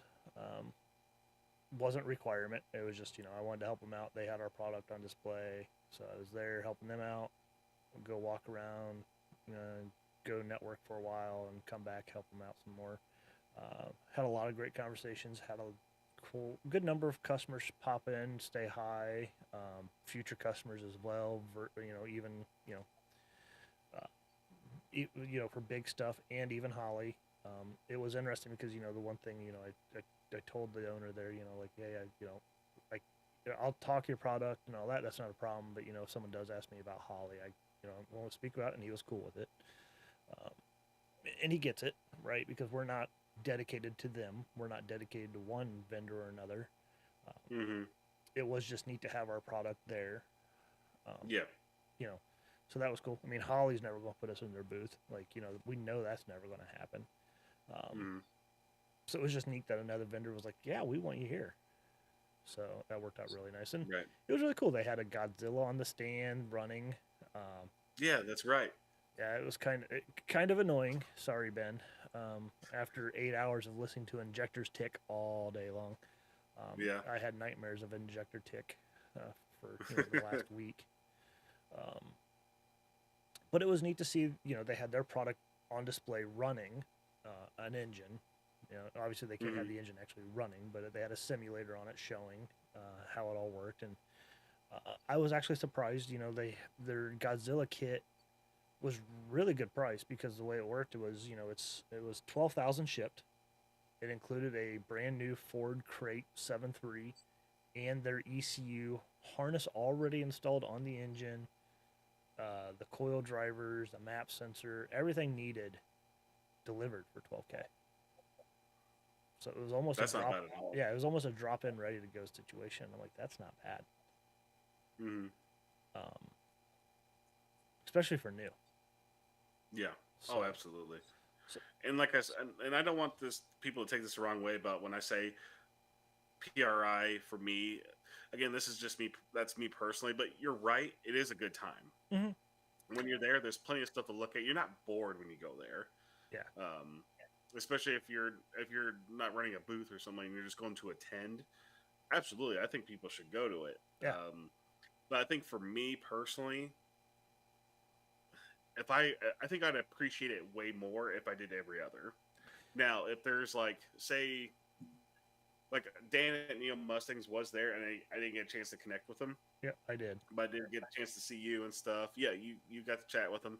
But say Dan at Neo Mustangs, Nakia from Brutal Vlogs, Caleb from Foxcast Media. Say all those guys were going, I'd be stupid not to go. Yeah, absolutely. And say it was on a year that I didn't feel like going. It's like, well, all those guys are going. Well, yeah, that's an opportunity to again network with all those guys that we work with and stuff. Absolutely, we should go and check out stuff, and it'd be fun to interact with those guys, especially if I don't get a chance to throughout the year going to other events. hmm But yeah, I think just in general, I think I'd appreciate it more being in this industry if I went every other year because then it can kind of be more fresh for me Yeah, um, going in and stuff. Like this year, I had a plan. I knew who I wanted to talk to. I knew you were going to be there, so I wanted to say hi to you yep, and see how things were going. And then I wanted to get out of there because unless there was going to be something that just completely blew my mind, but again, I wanted to talk to people. I've already seen this layout many years in a row. Kind of knew where everybody was. Like, I knew VMP Performance was going to be in the back. It was cool. I got to chat with Justin Starkey for a little bit. I okay, didn't get to meet him the last several years that I went. Usually his other guys were there, but Justin was actually there, and we chatted a little bit because they actually knew who we were, surprisingly. And they knew we just did a GT500 with their stuff on it, and they heard of our name. And so yeah, it was cool to chat with him about some stuff business wise. But I knew the VMP booth was going to be on the back wall. I was like, I knew the Holly booth was going to be there. I was surprised by the Vortec one. That's the one that threw me off. So if So there's any surprises, it was the Vortec booth being all combined and not in the yeah, back where their big stanchion banner was like sky high where you could see it and everything. I know. So I thought they weren't there because that wasn't there. I was like, yeah, where's Vortex? But to fill you in on one thing, I did because after doing there, being there in the booth and all, I figured out how that works. So when you pay for a spot, that is your spot. So unless you decide not to come oh, again, that is your location. That's why people don't move. And what you can do is if someone gives up their spot, it's not like an auction, but it comes up for grabs and you can try to grab that spot. So oh, like the spot okay, we were at this year with big stuff, that's technically their spot in 2024. That's where they will be unless another spot opens up or they decide not to come back. Like that's it. Like you either buy the okay. spot again or you can pick another spot if one comes available. But that's I how guess that that works. makes sense for logistics for delivery because I know you have to use PRI's like shipping Nope, service for all the stuff. you don't. I Um, found that out too. I was always told that too. oh, they changed it. Yeah, you don't need to Oh, do that. They brought their own. They did oh, it themselves. wow. Okay, I thought You can it still must have been use years theirs. past. Or It used to be that okay, way years ago. Now you okay, don't have to. You can use your own transport service. okay. Man, that's gotta be a logistical nightmare. A bunch of semis probably trying to unload a bunch of stuff. Yeah. uh, So that was so I learned quite a bit being in a booth with somebody. I got to ask all kinds of okay. questions and find out about it, and then that was some of the interesting things because I'm like, man, a lot of these booths are in the same spot, and the guy's like, well, yeah, that's because that's how it works. Once you buy a spot, Mm, that's your spot until you decide to either not come back anymore or you buy another open spot and move. wow. Okay. Yeah. And at one time, Anderson Ford Motorsport used to have a booth there. Yeah. Back when Rick and Brian, there'd be you can actually find some YouTube videos, old YouTube videos of Rick when Abaco mass air meters were still around, and Rick was running that. Wow. You can find old YouTube videos of where he was being interviewed, talking about that system, and they're at PRI when he got interviewed. So it's interesting. Um, I never really thought about ever doing something like that again, unless we had a full staff. We were. It was When I actually one say of the full staff, like people to be able to be at the event and at the shop. Yeah, that was actually one of the things that came up to us was would we ever consider doing a booth? And I'm like, I don't think we would ever really benefit from it because we're kind of in an odd market. We're Hmm. better off doing like what we do with big stuff, right? And any of the Yeah, other vendors that we may support in the near future. Um, right. it'd be better That'd off. be more of a, like if I got a booth, I'd have you in it because of what our kind of collaboration has Yep. brought out. Like, yeah, we have this kit for sale because he makes this part and we kind of combine it and kind of Hmm. done our own thing. I think that would where it'd probably benefit. Yeah, it would make more sense if we were like making our own ECUs, we were making our Hmm. own control drivers and modules and this and that and this and that. But because we interface with ECUs and the factory wiring, we're kind of the middleman. So it doesn't really make sense for us to have a booth, and that's why it's kind of even hard for us to like do shows. So like we do the Hmm. Ford takeover, we did get finally after bugging them for months, we did finally get paperwork to get a booth for Pits, Ponies and the Smokies. So Okay. we're going to probably work on finalizing that stuff here. Looks like we'll probably do that. But those are kind of hard to do too, right? Just because you have to take quite a bit with you to show people what you do. Because if I just Hmm. throw our adapter on the table and have our stuff, people are just going to look at it and go, "What's this?" Right? So Hmm. it's kind of hard to get the message out what it really does. Because in the end, we're an interface to Yeah. the product people want. Like people want a Holly, they want a big stuff, they want name the vendor, they want to go with this, and they want to put it in their car. Well, either you rewire your car or you use someone like us that makes it so you don't have to rewire your car. But we're not the person you think of when you're buying product A. Like we're not that you're thinking Hmm. about that. So it's kind of, and that's the part I'm trying to work on how Yeah. to market that for us to be better at marketing, but it's not easy. Yeah. So, and a thing like PRA, like you said, unless you were part of another booth, having your own booth actually would probably lose you money, Oh yeah, unless like, it just took off. So yeah, I can see where that'd just be super hard to do. And going to shows is always a loss for us. Um, mm-hmm, like for Takeover, and we'll always do it because I'm going regardless. Um, mm-hmm, is not something we make money on, right? Ponies and the Smokies, we're going to treat it like a vacation.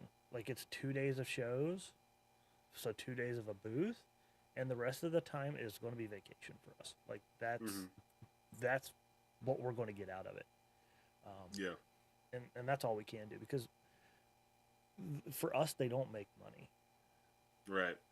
And And it's not worth stressing over trying to make money for an event. If you treat it like a vacation, because it is, yeah, then you can enjoy yourself with it. And then if you do happen to get interest and it ends up in the sales later, that's just a bonus. yeah, yeah, because it's always, and that's the one thing we're working on, and it's just trying to get the word out there that we even exist, and that's not Mm-hmm. easy in its own. Like, because it's always the same thing when people come up to the booth, even at the big stuff booth when we were there. We had the common answer we always hear, or common comment we hear, is, "I wish I'd have known about you guys like a month ago, because that would just save me so much time, and I would have just went with your product."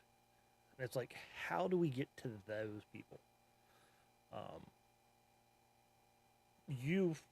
fortunate enough, Anderson has just had such a huge name in the racing industry for years that people hmm know who Anderson is, so it makes it Yeah, a we lot have easier name for you. recognition. Yeah, we have since 1989 and all the magazines and stuff, all the hard media that That was died. out there and stuff. Yeah, we have an edge. We have an edge for sure. Yeah.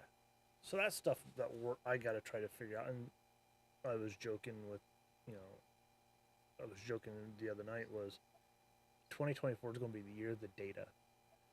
We're going to take in and try to figure out how to market better and do data analytics on it to figure out how we can reach customers better.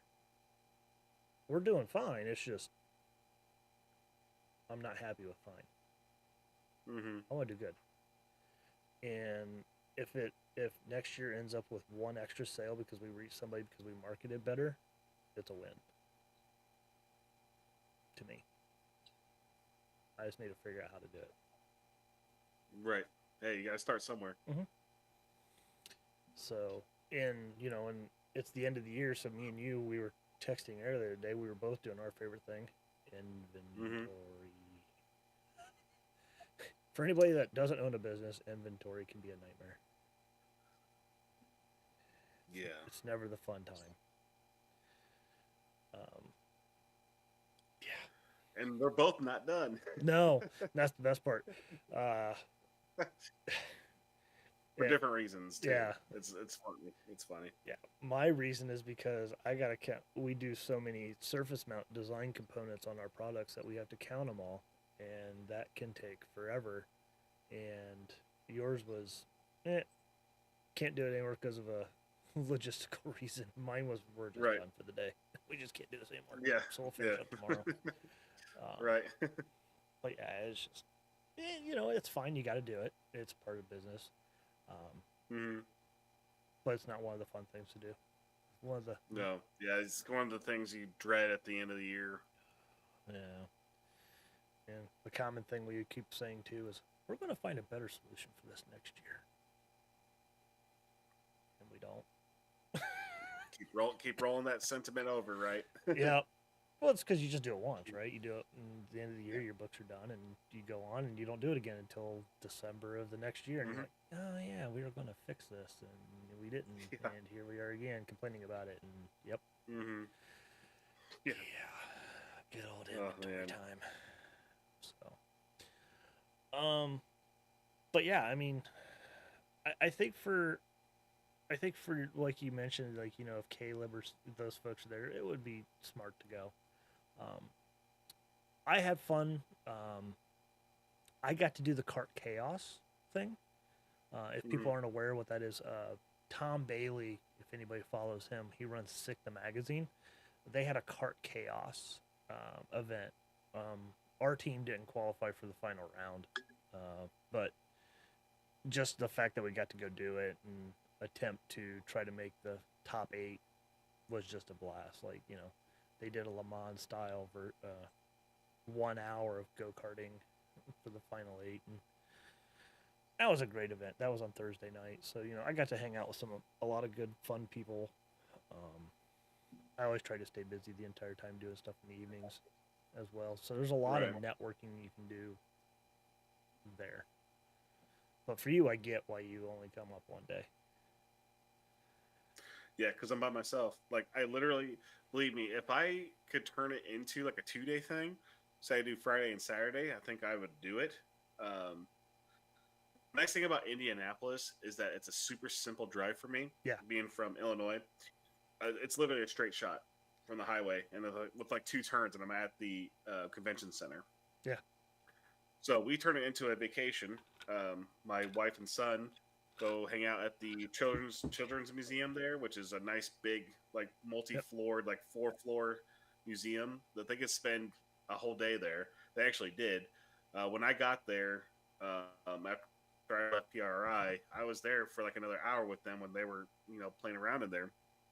And then of course we got a hotel because my wife did a lot of driving and we didn't want to get back on the road, even though it's a super simple drive. But anyway, yeah, we kind of treat it like as a vacation. But like if say I had a staff of like say 3 people, like where someone could be at the shop, so I don't have to close down Fridays and lose business, then I could leave and go and actually take my time through PRI instead of having to plan a course on Saturday and get through it, and then hopefully I meet with everyone, but then I don't because again I missed out from talking to Dan because my ride was ready to go.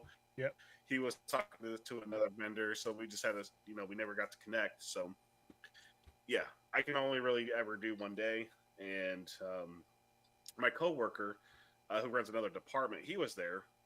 Did you see Ryan? I did there? not. I looked for him, but I never saw him. But I couldn't leave the booth either, and I don't think he ever came back that far. We were back in the back corner. Gotcha. I don't think he did either, but you never know. So I figured I'd ask. But yeah, he was there. He was a coworker, but someone from my department. If I had more people, I think I would be there multiple days. I think it'd be worth it too. But again, it's just not in the cards for us right now. And business is weird like that. Especially doing inventory right now and stuff like that, seeing where a lot of money's at and what's invested and what's still kind of hanging out there and stuff. We have a bunch of MF Customs adapters on the shelf, but I'm waiting on parts from Holly to complete kits. Yeah. And there's been a recent issue. This is kind of a side tangent where widebands from Holly are not OEM Bosch widebands, and I think I'm not going to say it, but anyway, we wanted to have a premium product, so all of our kits are going to be supplied with Bosch OEM widebands. And I brought that up in the Bosch in the Holly booth, but didn't really get an answer for it. I say, did anyone give you the time of day to answer? I didn't think so. Rick didn't, because I walked up to him and started talking to him about it. Yeah. Got no answer out of him, so I grabbed somebody else. Yeah, so it's one of those things where it's like they're trying to make them cheaper, but the cost to the customer is more. At least let's give them quality components. We just did a whole revamp with the Gen 2 kit, high quality stuff. Danny goes through the harnesses, makes them tip top. He's got the new TFI harness adapter, tip top. Why settle for a cheap wideband that's, I mean, I think you've experienced it or saw it, that there's more failures on those widebands. So we know that the Bosch 4.9 is an outstanding wideband. It's on OEM stuff. Yeah. So why not, spend the extra money and get a quality component added to the kit? So Gen 2 stuff, the Terminator Gen 2s that we offer come with all moving forward. They're all coming with Bosch widebands. I'm not going to tolerate a low quality piece that there could possibly be a failure. I just won't do it. So yeah, we're waiting on pieces to assemble more Gen 2 kits. By the way, um, Danny's in the middle of doing some stuff for us, and Yep. I got a bunch of stuff that's arrived and on order to get those kits back on the shelf. But I really wanted to point that out in regards to quality components. I don't want to sacrifice quality just to get a product on the shelf. Oh, I agree. I was kind of told that I wasn't allowed to do your harnesses until inventory was done. Makes sense. So I'm like, all right. Makes sense. So I can get on those soon. But yeah, I mean, but it's No no worries. different. I'm still waiting on I think power harnesses, just the regular power Yeah. ground harnesses. I think Holly was on back order for a little bit. I don't know if they all got shipped, but that's essentially what I'm waiting on. Yeah. So it's like, Well, you were back ordered. you could get them all done tonight, and I still can't do anything with them. Yeah, you were back ordered on the 3-conductor shielded wire too for a while. Or not you, Yeah, I Holly was. Holly was, but yep, that just got shipped out to Brian. I think actually already got delivered. Yeah, yeah, but it he got already shipped got out earlier this week. Yeah. hmm So that's exciting. Like but it was tough, right? Because like all of a sudden, because you showed me when I was there that and I kind of brought it up as well. Like, are you getting the wrong? Is Holly sending you the lower quality wideband? And you grabbed a few of the kits and opened them up, and sure as hell, there or they just are. yeah, or just call it the aftermarket non-OEM piece. Yeah. It was sad to see that. Because the cost of the cost of the kit didn't go down. It actually went up. What, October 1st? So that's a shame. But at least you're doing what you're doing to keep a quality product, keep the product using quality components. I want to make sure I said that right. Right. And that's key. Like, you're moving to RTFI adapter harness, and it's just small minor fixes and in it, but they make a big difference. I mean, I think you even just by putting on the SN95 or the 9495 version on your car, I think you even said you noticed a difference. Like, it just started up easy, worked fine. Oh, the startups are super easy. I gotta retune the. I think I want to do another static timing check. I'm having an idle issue, but I'm kind of again. I put a new distributor in it, 9495. So I gotta kind of redo that part a little bit. But I got the car put away. That's something I'll tackle. Yeah, I'm well, sure you it won't did take quite a much. bit too. I mean, you put a turbo. You took yes. I don't want to say you put a new turbo kit on it, but essentially you put a new turbo kit on it because you had it all revamped, redone. So you made a lot of changes, and you didn't have the lower intake off, did you, for any reason? No. Okay, I didn't think so. I was trying to remember back on what all you did on that. But yeah, I mean, you did quite a bit. So I mean, I would expect a tune change, regardless. Yeah. Yep, just a little fine tuning on the idle and stuff. And I want to recheck my static timing. I did it, but it was super cold out. If people watched my video of that update, it was like 30 degrees outside, and I had the door open on the garage because I don't want to, choke and die on exhaust fumes. So, yeah, I think I got it down, but then I was doing it through my laptop instead of manually, adjusting it because I was doing the inductive delay stuff and changing some things to kind of get it to match up properly. And after I did it, it looked like everything was lined up properly. And I saved it and I turned the key off. It brought up a message saying that as soon as you cycle the key, it will save your change. But I don't know if it actually saved the proper change. But I was too cold, so I was like, screw it, I'll mess with it another day. Yeah, So been there plenty of times. So I just gotta re-verify. Not a big deal. Yeah. I just gotta re-verify in the spring. So, yeah, I mean, hell, man, we're coming up on 2 hours. So I'm going to go ahead and say we're going to call it off here for tonight on this, and we'll have another episode. I think it was a good discussion. We covered 2 topics. Yeah, so let me take a look here. Probably won't be until after the first of the year before we do another one. Yeah. Um, Yep. yeah, just because obviously we've been trying to do every other week, and that'll be New Year's Mm-hmm. Eve weekend, so we'll probably shoot for the weekend after that. So be a little delay, but that'll be all right. So yeah, Yeah. it'll be probably 4 weeks before we do another episode, but these are fun. Mm-hmm. We do try to keep up on the comments, what comments we do get. So we'll continue doing that moving forward, and these will always be fun discussions, and probably in the next 4 weeks we'll have more to talk about. So with That's that, right. I'm going to I'm say sure there's going to be plenty of changes coming on the first of the year.